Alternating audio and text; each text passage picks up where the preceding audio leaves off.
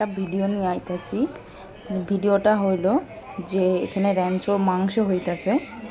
ওর মাংস শেষ হয়ে গেছে, সকালবেলা যেইটুখানি ছিল সেইটুখানি খাওয়াই দিছি। এখন ওর মাংসটা হোক। আর একজন মনমনার হয়ে পড়ে রয়েছে, ওটা হলো র্যাঞ্চো।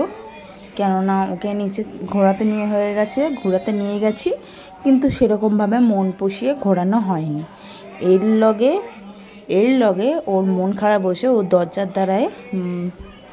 দরজার সামনে বৈশা ও ধর্ণা দিছে যে ওরে এখন আরও ঘোরাইতে নিয়ে যাইতে হবে। ঘোরাইতে নিয়ে গিয়ে পোংটামো পানা করে ও অন্য মেন রাস্তায় চলে গেছে। ওরে ঘরে ওই লগে আনছি। এমন বদ ছেলে মানে কিছু বললে আর কোনো ই নেই। এরেছো শোন এদিকে শোন না, এদিকে শোন, এদিকে আয়, শুই না যা।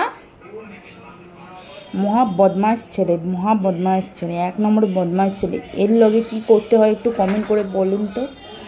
আর এই দেখেন র্যাঞ্চোর মাংস ফুটতেছে। এখানে মশলা দিছি বলে এরকম ছানা কাটার মতন ছাইরা গেছে। এটা ফুটুক। ওর লাগে অনেক কিছু দিতে হয়, আলু দিতে হয়, পেঁয়াজ দিতে হয়, জিরা গুঁড়ো, ধনে গুঁড়ো, লঙ্কা গুঁড়ো, নুন, হলুদ সব লেগে দিয়া ওর মাংস খাওয়াইতে লাগে। বুঝতে পেলে?